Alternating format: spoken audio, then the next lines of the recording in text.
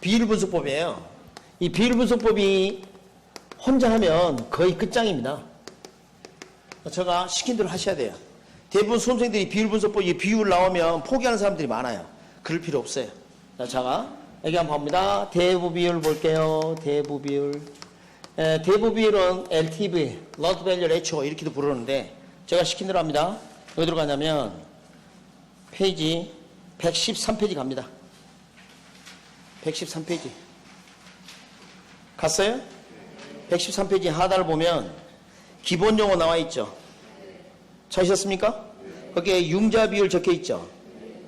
거기 양가리 1번 앞에다가 별표 칩니다. 그리고 그 옆에 있는 모든 표현들 다 외워야 돼. 융자 비율, 저당 비율, 대부 비율, 담보 인정 비율. 동의합니다. 아시겠어요? 별표. 반드시 외워야 돼. 시험 문제에 담보 인정 비율하고 책을 또 출제했어요. 그러니까 동의어니까 외워야 한다. 네.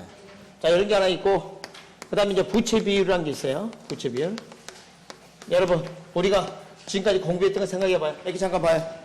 비율한 말이 앞에, 저와 비율한 말 앞에 있는 단어가 분자에 적힌다고 배우지 않았습니까? 예. 그럼 대부 받은 돈, 부채, 남의 돈이 분자에 적혀요. 그래서 둘은 분자가 똑같습니다. 알겠어요? 근데 큰일 났어. 이제 분모 설명이 없잖아. 그래서 난감하네. 그래서 분자가 부채, 잔금 되게 이렇게 관행적으로 많이 쓰고 있고요. 중간에 상환한 돈도 있고 그래서 되게 이런 말을 많이 쓰고 분모가 부동산 가치 이렇게 되는 거예요. 여러분 부채, 잔금이 남의 돈이죠. 그러니까 분자가 뭐? 타인 자본. 여기 타인 자본. 그리고 자기 자본. 자 봐요. 우리가 부동산에 투자하면 모두 내 돈이 아니라 남의 돈을 끌어다 쓸 수도 있겠죠. 이렇게 되는 거죠. 그러니까 이제 부채 비율은 어떻게 되냐면 분자가 부채, 분모가 지분. 부채를 다른 말로 뭐라 그래? 또 타인 자본. 여기는 뭐? 자기 자본. 이렇게. 자, 그러니까 말입니다. 자, 똑같은 사례를 한번 해볼게요. 100억짜리 부동산을 사면서 남의 돈 50억을 빌렸어요. 그럼 내 돈은 50억이라는 거 아니에요? 그죠? 아니 100억, 총 투자액이 100억이다. 타인 자본을 50원 조달했다. 그럼 내 돈은 얼마 들었단 이야기예요? 50억. 그렇게 알면 돼. 그렇게 내요, 시험 문제. 자, 100억짜리 부동산을 샀는데 지분은 80억을 현금을 사용하여 투자하였다. 그럼 남의 돈 얼마 빌린 거야? 20억. 그런 식으로 나와, 시험에. 그럼 여기 몇 퍼센트예요?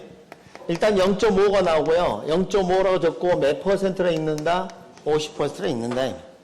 그러면 자 봐요. 이것은 봐요. 동일한 사례인데도 불구하고 부채 비율을 계산하게 되면 얘가 50이고 얘가 이렇게 50이 되어서 여기는 1이 됩니다. 100%가 돼요. 똑같은 사례에 대해서 대부 비율이 50%라면 부채 비율은 100%가 돼요. 자, 이 퍼센트를 바꾸는 방법이 있죠. 이건 이단 문제 풀이할 때 연습을 시켜드릴 겁니다.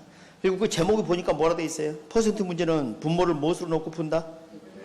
그것만 기억하고 계세요. 일단 퍼센트는 100분율이잖아요. 그러니까 분모가 100이라는 사실만 안 잊으면 문제를 풀 수 있어요. 일단 이단 말씀 좀 드리고, 자, 여기에 어떤 결론에 도달하냐면 부채 비율은, 자, 부채 비율은 대부 비율보다 항상 크거나 같습니다. 자, 아무 말이 없이 부채 비율은 대부 비율보다 크거나 같다 그러면 맞습니다. 근데 이러면 틀려요. 항상 크다, 항상 같다 그러면 틀려. 그때는. 근데 이런 경우는 어떨까요? 만약에 타인 자본을 조달한 경우에는 부채 비율이 대부 비율보다 항상 크다. 그때는 맞을까요? 예, 맞습니다. 그때는. 왜냐하면 이꼴일 때가 어떤 때냐면 남의 돈을 빌리지 않았을 때 55억 없고 55억 없고 55억 없고 0이 되죠? 그때는 둘이 같아. 다시 한번 부채 비율과 대부 비율 같은 경우는 타인 자본, 남의 돈을 끌어다 쓰지 않는 경우만 같지 단 1원이라도 끌어다 쓰면 대부 비율은 작아져요. 왜? 분모가 이거 봐봐요. 50억이 추가로 들어가지 않았습니까? 분모가 커지면 전체 값은 작아지는 거죠. 지금 이해했어요? 아, 이거 참말로 이거 이제 예상 문제, 이것도 예상 문제. 자, 그러면 부채 비율이 큰지 대부 비율이 큰지 이제 헷갈려. 대자가 큰 대자 아니에요? 또 이러고. 여기 그림 자세히 봐봐요. 여기 부채 그려놨어. 부채 보여요? 부채 그려놨다니까? 아마 이렇게 돼 있을걸? 뭐 나비 무늬도 있을걸? 잘 봐봐요. 부동 앞에 제가 부채 그려놨다니까. 부채. 여기 잡아요. 해. 부채 펼치면 커진다. 아니, 대비해야 돼. 자, 부채 비율은 대비율도 항상 크거나 같습니다. 같은 경우 어떤 경우라고? 같은 경우는 어떤 경우라고? 빌린 돈이 없을 때 0으로서 같아. 근데 시험 지문에 타인잡을 조달한 경우 그럼 무조건 큰 거야. 뭐가? 부채 비율이. 그거 개념상 좀 주의를 해주시고. 그럼 요건 이제 기억을 하는데 어떻게 하냐면 이렇게 합니다. 대부잔치 이렇게 옵니다. 대부잔치. 여러분 외상은 소도 잡아먹지 않습니까? 대부잔치 빚잔치야. 대부잔치 이렇게 기억합니다. 그 다음 부채 비율은 부채타자 이렇게 기억합니다. 여러분 무당은 작두를 타는데 부채도사는 부채를 타. 부채도사는 부채를 타. 알았습니까? 부채타자 이렇게. 그 다음에 여기 대응해서 지분 비율, 자기 자본 비율이 있을 겁니다. 그죠? 지분 비율, 자기 자본 비율. 이것은 분자가 여기는 타인 자본인데 자기 자본이 들어간 거예요. 자기 자본. 그러니까 다 봐봐요. 100억짜리 부동산이 있는데 남의 돈을 30억 빌렸어. 그래서 샀어요. 그럼 대부 비율은 30%죠? 지분 비율은 70%. 그 둘을 더하면 100% 1이야 1. 그래서 거기 보시면 110페이지에 자기 자본비율 지분비율 오른쪽에 보면 다이아몬드 보이시죠? 지분비율하고 대부비율 더하면 얼마로 돼 있어요? 1. 저를 봐봐요. 지 대 1이죠? 저를 봐요. 몸을 이렇게 100에 지 대면 1. 일자처럼 보여요? 이자처럼 보여요? 나도 힘들다. 지 대면 1. 자, 거기다 페이지 적습니다. 페이지 적어요.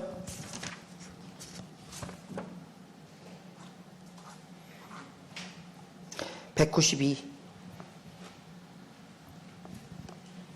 가봐요. 192 페이지.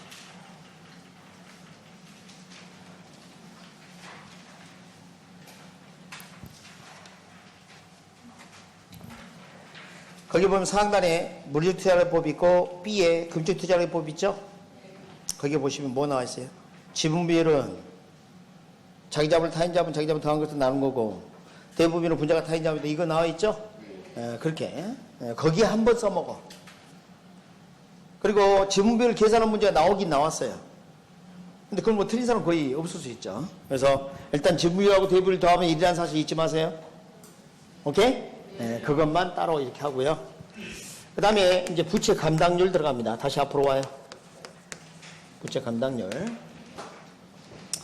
지금 이 제목을 봐봐요. 율자 앞에 부채 감당이죠. 그죠? 감당을 쓴 돈이 분자에 적힌다는 거 아닙니까? 그러니까 분자가 순영 없어도. 아까 우리 가총 실타 유총비 업사 할 때 그 업이 업. 서가 뭐였어요? 부채 서비스예요. 그러니까 그 안기법으로 통일시켜 놓은 거에 다 맞물려 놨어. 이건 들어오는 돈이고 이거 나가는 돈이에요. 그럼 들어온 돈이 많아야 부채를 감당할 거 아니에요. 그러니까 이거 들어온 돈, 이게 나가는 돈이에요. 그러니까 이건 클수록 좋은 거야. 그래서 뭐 금융기관들이 대출 줄 때 부채 감당률이 1.2 이상을 요구하는 경우가 많아. 상업용 부동산 같은 경우. 그래서 이렇게 합니다. 부당 없어 이렇게 합니다. 더 이상 부당은 없어. 불법은 없어. 알았습니까? 네. 부당한 것은 없어. 뭐 국회의원 따르라 해서 무슨 회사의 대기업이 막 그냥 취직하거나 이러면 안 되지. 그죠? 이번에 보니까 뭐 호화 군생활한 사람이 있었다며. 뭐 TV 나오는데 보니까 공군 뭐 사병이 혼자 뭐 1인실 쓰면서 편하게 살았다는데 휴가도 막 집 안 들어가고. 아직도 그런 게 있나? 진짜 깜짝 놀랍니다. 이거. 무슨 뭐 금융관련 무슨 뭐 어떤 분 자녀라고 그러는데 이거 말이죠. 이런 것들 없어야 돼. 이런 것들. 부당은 더 이상 없어. 부당 없어. 이렇게 하도록 합니다. 그 다음에 이제 채무 불이행률. 이건 클수록 좋을까요? 작을수록 좋을까요? 제목 봐봐. 채무 불이행률. 작을수록 좋겠죠. 그럼 이제 뭐가 들어가는지 봐야 될 거 아니에요? 예, 이렇게 합니다.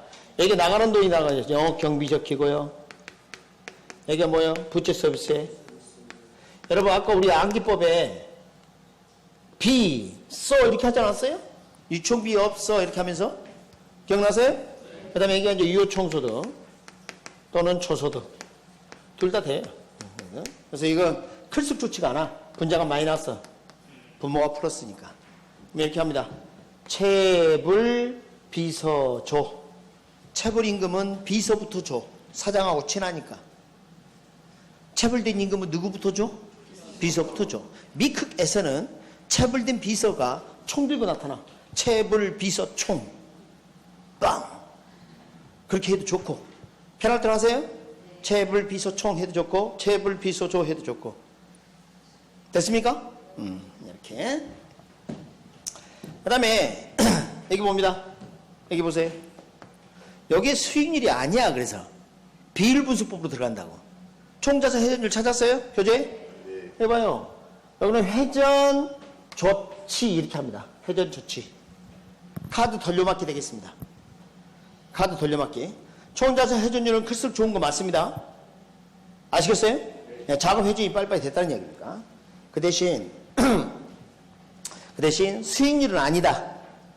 총자산 회전율은 수익률이라 부른다. 그냥 비율이라 부른다. 그냥 비율, 수익률이라 부르지 않아. 그리고 경비 비율. 이것은 할 필요 있어요? 경비가 차지하는 비율인데? 제목 그대로잖아요. 출석률, 결석률처럼. 그렇지 않습니까? 그럼 경비 빼기 뭐예요? 빼기 전이. 저소득, 총소득. 그리고 저소득, 총소득은 가능, 유효 둘 다 돼요. 영업 경비비에서 그 저소득은 분모가 저소득이잖아요. 가능, 유효 둘 다 된다. 잊지 마시고. 그 다음에 추가 정리사. 요거 외우세요. 일단. 자, 대출 총액을 구하는 건데요. 예를 들어서 상업용 부동산에 해당이 된다. 그럼 상환 능력을 고려할 때 이 공식을 씁니다. 그래서 도출 과정은 여러분 별 필요 없어요. 이 다음에 제가 문제풀이 할 때 한번 도출 과정 설명해 드리는 거 하고 오늘은 결과를 일단 외우는 걸 합니다. 자, 어떻게 됐어요? 대출업 부당당. 대출업계에 돈 빌리면 안 돼요. 잘못하면 큰일 나요. 부당해서 잘못하면 당한다. 오케이? 배보다 배꼽이 더 클 수 있다. 대출업 부당당 이렇게 옵니다. 저를 봐요. 줘. 한 글자만 들어가. 알았습니까? 옆에다가 부당 적으면 안 돼. 하고 줘. 한 글자만. 체불 비서 줘. 그럼 분모가 유조소득 하나만 들어가죠. 대출업 부당당 할 때도 순영소득 말고 다른 게 안 들어가죠. 오케이? 순영소득 말고 다른 게 안 들어간다. 자, 소리내서 한번 따라합니다. 자, 대부잔치. 부채타자. 부당업소. 체불비서조. 회전조치. 대출업 부당당. 지금 이 암기법은 제가 고안한 건데 지금 몇 사람이 갖다 쓰고 있긴 해요. 그런데 이보다 더 좋은 암기법 없으니까 암기하세요. 아시겠죠? 소리내서 5번 하면 시원하게 기억이 돼요.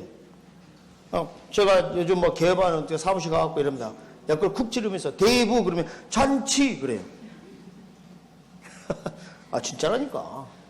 그럼 그 브라보 할 때 우리는 그거 해요. 대부 그러면 뭐예요? 잔치 그러고 마셔요. 자, 111 들어가도록 합니다. 자, 비율분수법의 한계. 비율분수법 한계. 어떤 게 비율분수법 한계일까요? 자, 이거 잠깐 봐봐요. 재밌는 게 말입니다. 예를 들어서 대부 비율이 60%야. 그럼 여기가 100억짜리라면 60억을 넘어서는 안 되는 거죠? 그쵸? 그럼 여기 이제 대부분이 60%. 자, 100억짜리 부동산을 하면서 대출을 60억 받았어요. 그런데 말입니다. 이게 추계가 잘못됐다는 거 아닙니까? 기껏 해봐야 뭐 80억밖에 안 된다는 거예요. 추계가 잘못돼서 이렇게 되는 거예요. 그러면 원래 정상적으로 한다면 80억에 대한 60%는 얼마예요? 48억이죠? 그렇지 않습니까? 그러니까 원래 정상적으로 한다면 48억 대출을 받았어야 한다니까. 근데 지금 얼마 대출 받았어요? 60억. 토해내야 돼. 얼마? 12억. 12억 상환해야 돼요. 자, 이게 심각하다는 겁니다. 그러니까 부동산 가치가 하락하면 저런 문제가 생겨요. 이따가 제가 대출 가능한 금액을 산정하는 법을 가르쳐 드릴 텐데 부동산 가치 대비 대부비를 초과해서 대출은 절대 일어나지 않아. 신용대출 빼고. 다시 한번 담보대출 받는 경우 부동산 가치를 기준으로 하는 대부비를 초과해서 대출하는 경우는 있다 없다? 없어. 둘 중에 작은 금액을 하기 때문에 저걸 절대 넘어설 수는 없어요. 그러니까 만약에 갱신이 되면 12억 상환해야 한다니까. 그럼 저게 아파트야. 내 아파트가 원래 10억이었는데 8억으로 떨어졌어. 그러면 어떻게 돼요? 당장 1억 2천 상환해야 돼. 겨우 샀는데 그 기간이 도래하면 심각해진다는 겁니다. 그래서 우리 부동산 투자가 이제 문제가 되는 게 그런 겁니다. 남의 돈 끌다 써서 내 돈의 수익을 키울 수 있지만 자산 가치가 하락했을 때 버블 붕괴예요. 거품이 붕괴되면 심각해져요. 그래서 이렇게 가격이 하락할 때는 가볍게 착륙하는 경착륙이 아니라 서서히 착륙하는 연착륙이 되어야 피해가 적어요. 알겠죠? 네, 그래서 부동산 가치는 큰 폭으로 떨어지게 되면 엄청난 문제를 가져옵니다. 자, 111페이지 추가 학습하기 더 보도록 합니다. 나머지 읽어보시고. 자, 거기 보면 단순 회수기간과 현가 회수기간 하나 물어봅시다. 투하된 자본이 회수되는 기간이 길었으면 좋겠어요? 짧았으면 좋겠어요? 그래. 근데 앞으로 들어오는 돈이 현재 가치로 바꿔서 판단하냐 아니면 그대로 액면금을 썼느냐 해서 둘로 나눠요. 그대로 액면금을 쓰게 되면 단순 회수기간법, 현재 가치로 바꿔가지고 회수기간을 계산하게 되면 현가회수기간법 그럽니다. 둘 중에 어떤 게 화폐시가치 고려한 거예요? 현가회수기간법. 이거 봐봐. 뭐 단일 투자인이고 독립투자, 뭐 상호 배대 무슨 상관이야? 기간 짧고 선택할 건데. 안 그렇습니까? 네, 당연한 거지 뭐. 그 다음에 그 현가회수기간법에다 별표 치시고요. 화폐시가치를 고려한다고 밑줄 그어져 있죠? 거기다 별표를 꼭 쳐놓으시기 바랍니다. 그래서 아까 우리 NPV, PI, IRR 말고 화폐시가치 하나 더 고려한 게 있는데 그게 뭐라고요? 현가회수기간법. 자, 계산사례 들어갑니다. 거기 보시면 단순 회수기간법의 계산사례입니다. 현재 가치로 바꿔서 하게 되면 현가회수기간법이 되는 겁니다. 자, 초기 투자액이 1억 원이에요.